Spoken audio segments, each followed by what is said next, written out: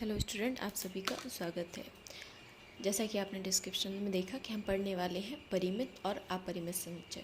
पिछली कक्षाओं में हम रिक्त या शून्य समुच्चय पढ़ चुके थे। प्रश्नावली 1.2 के अंतर्गत ही ये दोनों चीज़ आएंगी। इसमें हम रिक्त पढ़ चुके थे। रिक्त का मतलब क्या था? खाली समुच्चय, ऐसा समुच्चय जिसको हम नहीं ढूंढ पा रहे थे, खाली था। मतलब ये जो हमारा समूह निर्माण रूप है, ये समुच्चय निर्माण रूप जो था, उसमें दिख रहा था कि कुछ गुणधर्म हमें एक्स के दिए गए हैं, लेकिन क्या था, जब हम गुणधर्म को सॉल्व कर रहे थे तो क्या निकल रहा था कि वो जो गुणधर्म है वहाँ अप्लाई हो ही नहीं रहा था। इसका मतलब वो समुच्चय कैसा था? खाली था। तो इस प्रकार हमने रिक्त समुच्चय को पढ़ा। अब हम पढ़ने वाले हैं परिमित या अपरिमित समुच्चय। परिमित समुच्चय की परिभाषा, इन दोनों की परिभाषा जो है, एक समुच्चय जो रिक्त है या उसके अवयव की संख्या सीमित है। तो वे समुच्चय, जैसे हम रिक्त पढ़ चुके हैं, तो रिक्त हो या फिर उसमें जो अवयव हैं उनकी जो संख्या है वह सीमित हो, या जिन्हें हम गिन सकें, काउंटेबल हो। यदि हम वो संख्या गिन पा रहे हैं, समुच्चय जो दिया है यदि हम उसे गिन पा रहे हैं, हम उसे समझ पा रहे हैं, तो वह समुच्चय कैसा होगा? परिमित समुच्चय होगा। तो समुच्चय या तो रिक्त हो, खाली हो, तो भी परिमित समुच्चय कहलाएगा, या फिर समुच्चय ऐसा हो जिसके अवयव कैसे हो? काउंटेबल हो, सीमित हो, निश्चित हो, तो वो भी हमारा परिमित समुच्चय होगा। इसके अलावा यदि कोई समुच्चय है जिसको आप गिन नहीं पा रहे हो, रिक्त भी नहीं है और अनंत तक जा रहा है, तो इस प्रकार का समुच्चय हमारा क्या कहलाएगा? अपरिमित समुच्चय कहलाएगा। कुछ एग्जाम्पल लेते हैं। पहला एग्जाम्पल है डब्लू। डब्लू कौन सा समुच्चय होता है? हमने पढ़ा था होल, पूर्णांक समुच्चय है ना। पूर्णांक संख्याओं का समुच्चय डब्लू से डिफाइन करते हैं। और डब्लू बराबर एक्स सच डेट, एक्स सप्ताह के दिनों का समुच्चय। अब सप्ताह के दिनों का समुच्चय क्या होता है? सप्ताह में कितने दिन होते हैं? सप्ताह में दिन होते हैं 7 डेज होते हैं ना एक सप्ताह में, है ना। तो सप्ताह का समुच्चय क्या हो जाएगा? आप सोमवार, मंगलवार, बुधवार, गुरुवार, शुक्रवार, शनिवार और रविवार, ये सप्ताह के दिन हैं। तो आप जानते हो कि सप्ताह के दिन तो फिक्स होते हैं, मतलब काउंटेबल है, सीमित हैं कि सप्ताह में इतने ही दिन होंगे, इसके अलावा नहीं होंगे। इसका मतलब ये कैसा समुच्चय है? परिमित समुच्चय है। परिमित समुच्चय है। इसी प्रकार अगला समुच्चय दिया है डी, जहाँ एक्स सभी एक्स स्क्वायर माइनस 16 बराबर 0 के हलों का समुच्चय है। मतलब ये क्या है? एक्स जो है, यदि इस समीकरण को हल करेंगे और इसके जो हल आ रहे हैं उसका समुच्चय है एक्स। हल करके देख लेते हैं। हमारे पास जो है एक्स स्क्वायर माइनस 16 बराबर 0 का एक समीकरण दिया गया है। इसको यहाँ भेजेंगे तो ये हो जाएगा आपका धन का 16। क्या किया? इस 16 को इस साइड भेज दिया, तो ये माइनस का था तो क्या हो गया? प्लस का। अब जब इसका वर्ग हटाएंगे तो क्या हो जाएगा? प्लस माइनस √16, और इसको आप क्या लिख सकते हो? Plus minus 4। तो जो x का हल आया है वह क्या आया है? x बराबर एक तो -4, x बराबर 1 पर प्लस का 4, ये हमारे पास इसके हल आए हैं। अब ये हल जो है क्या सीमित है? बिल्कुल सीमित है। तो जब हल सीमित है, इसका मतलब ये कैसा समुच्चय है? परिमित समुच्चय है। तो आप इसको लिख सकते हो कि यह परिमित समुच्चय है। अगला देखते हैं। समुच्चय ई बराबर एक्स सच डेट एक्स किसी रेखा पर स्थित सभी बिंदुओं का समुच्चय है। मतलब एक्स क्या है? एक रेखा पर स्थित बिंदुओं का समुच्चय है। रेखा तो आपकी ये होती है ना, और रेखा को तो अनंत तक खींचा जा सकता है। रेखा क्या होती है? जिसके किसी एक सिरे को या फिर दोनों सिरों को अनंत तक बढ़ाया जा सके, इस प्रकार से। तो एक रेखा पर स्थित बिंदुओं का समुच्चय। अब इस रेखा पर तो कितने बिंदु हो सकते हैं? असंख्य बिंदु हो सकते हैं, है ना। असंख्य हो सकते हैं, अनंत हो सकते हैं। जब ये बिंदु असंख्य हैं, इनको गिना नहीं जा सकता, तो ये समुच्चय परिमित नहीं है, इसको हम गिन ही नहीं पा रहे।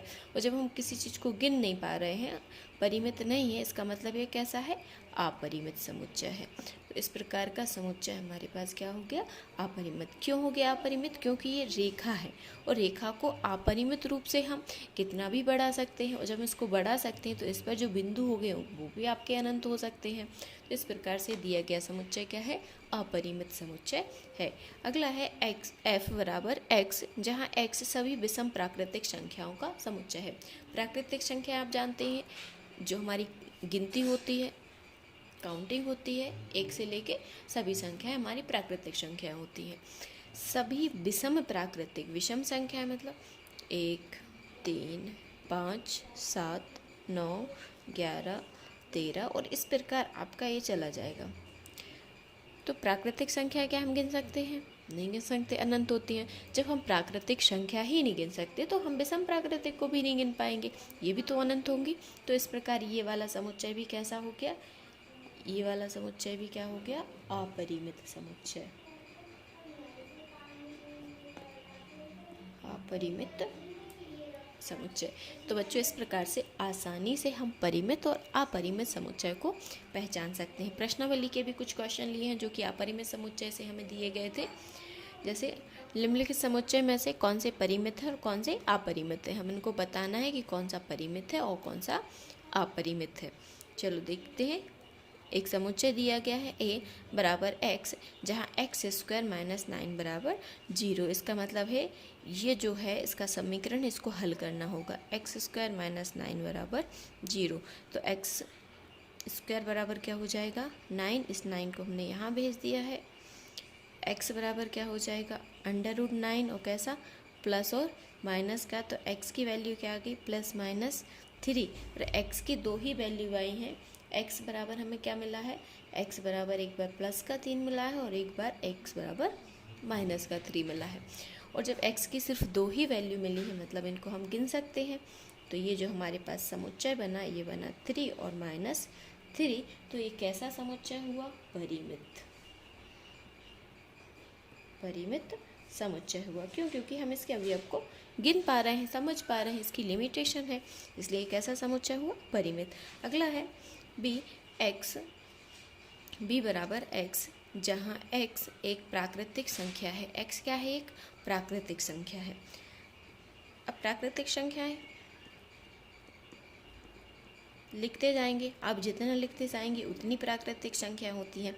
क्या प्राकृतिक संख्याओं की कोई सीमा है, नहीं है। जब इसकी कोई सीमा नहीं है, असीमित है, और जो चीज़ असीमित है वह क्या है, अपरिमित है। जिसकी कोई सीमा नहीं है, जिसकी कोई लिमिट नहीं है, जिसको आप गिन नहीं सकते, या फिर अनंत है, असंख्य है, तो इस प्रकार के जो अवयव आएंगे वो किस में आएंगे, अपरिमित समुच्चय के अंतर्गत आएंगे। तो इस प्रकार से बच्चों आप आसानी से परिमित और अपरिमित को पहचान लेंगे। अगले प्रश्न को देखते हैं। तो अगला समुच्चय है d बराबर 1, 3, 5, 7, 9। ये क्या है, ये विषम प्राकृतिक संख्या है। और यहाँ देखो डैश डैश डैश डैश है, मतलब ये क्या है, हमें नहीं पता है कि कहाँ रुकना है। जब हमें लिमिट नहीं पता है कहाँ रुकना है, इसका मतलब ये अनंत है। इसकी जो काउंटिंग है वह असंख्य, नहीं गिन पा रहे हैं। और जिसको आप नहीं गिन पा रहे हैं उसके लिए आप क्या लिखेंगे, अपरिमित समुच्चय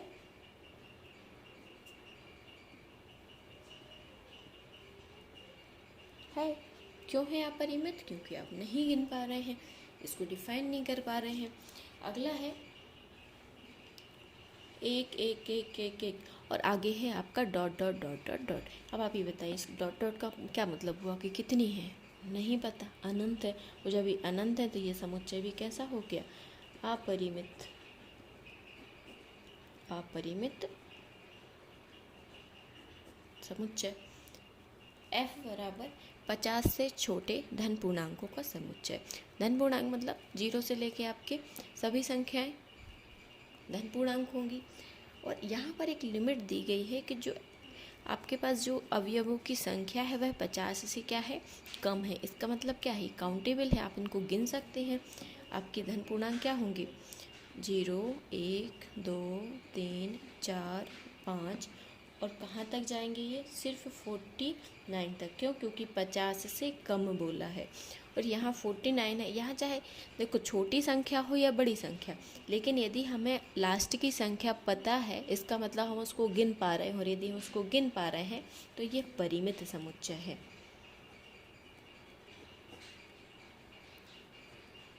यदि आप समुच्चय के अवयवों को काउंट कर पा रहे हैं, आप उनकी लास्ट की लिमिट बता पा रहे हैं, लास्ट में कौन सा अवयव आएगा आप ये डिफाइन कर पा रहे हैं, इसका मतलब यह परिमित समुच्चय होगा। तो यहाँ 49 जो है हमारे पास इसका लास्ट अवयव है, इसका मतलब ये कैसा हुआ? परिमित समुच्चय।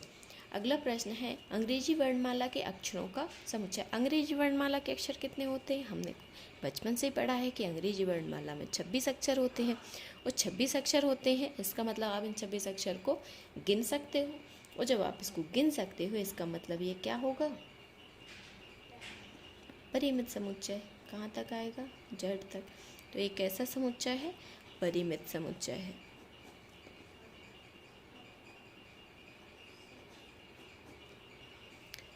एक्स अक्ष के अगला क्वेश्चन है एक्स अक्ष के समांतर रेखाओं का समुच्चय। अब ये बताइए एक्स अक्ष कौन सी होती है? ये वाली हमारे एक्स अक्ष है। इस एक्स अक्ष के समांतर, ये एक्स अक्ष है, इस एक्स अक्ष के समांतर रेखाओं का समुच्चय। अब आप ये बताइए इसके समांतर कितनी रेखाएं खींची सकती? क्या एक्स अक्ष के समांतर खींची जा सकने वाली रेखाओं की कोई लिमिट होगी? तो अनलिमिटेड खींची जा सकती हैं, और जब ये अनलिमिटेड है मतलब असंख्य है, अनंत रूप से इसके समांतर हम रेखाएं खींच सकते हैं, तो ये कैसा समुच्चय हुआ? अपरिमित समुच्चय। अपरिमित समुच्चय हुआ। देखो बच्चों, जिसको आप काउंट नहीं कर पा रहे हैं, जिसकी आप लिमिट नहीं निकाल पा रहे हैं, अवयव को हम पूरी तरह से काउंट नहीं कर पा रहे हैं, वो हमारा अपरिमित होता है। जिसको आप काउंट कर पा रहे हैं, भले आप लाखों करोड़ों अरबों में हो, लेकिन यदि आप उसको पढ़ पा रहे हैं, यदि आप उसको पढ़ पा रहे हैं तो क्या है? वो परिमित समुच्चय है। फिर आप उसको अपरिमित नहीं कह सकते, वह संख्या चाहे कितनी ही बड़ी क्यों ना हो, है ना। अगला, पृथ्वी पर रहने वाले जानवरों का समुच्चय। अब पृथ्वी पर जो जानवर रहते हैं वह कितने हैं? असंख्य जानवर है ना। क्या आप काउंट कर पा रहे हैं कि काउंटेबल जानवर हैं? आई थिंक अनंत ही होने चाहिए, है ना। मेरे हिसाब से तो अनंत है।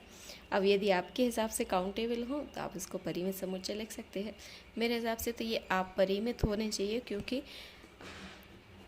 अनेकों प्रजातियां हैं जो हमारी पृथ्वी पर वास करती हैं, और चूँकि पूरी पृथ्वी की बात हो रही है तो वो समुद्र के अंदर वाली भी आएंगी, बाहर वाली भी आएंगी, बर्ड्स भी आएंगे, तो बहुत सारी प्रजाति के जानवर इसमें आ सकते हैं। तो ये समुच्चय भी कैसा हो गया हमारे पास? अपरिमित समुच्चय। तो इस प्रकार आप आसानी से परिमित और अपरिमित समुच्चयों को पहचान सकते हैं और लग सकते हैं। ये वाला जो क्वेश्चन है आपका एक रिक्त समुच्चय हुआ और परिमित और अपरिमित समुच्चय हुआ। ये समुच्चय जो है आपके परीक्षा के लिहाज से 1 नंबर के या 2 नंबर के क्वेश्चन के लिहाज से बहुत ही इंपॉर्टेंट होता है। इसलिए यदि आपको वीडियो समझ में ना आया हो तो इसको 1-2 बार फिर से देखें, बातें आपको अच्छे तरीके से समझ में आ जाएंगी। यदि वीडियो आपको पसंद आया हो तो वीडियो को लाइक करें और चैनल को सब्सक्राइब करें। आज के लिए बस इतना ही। धन्यवाद।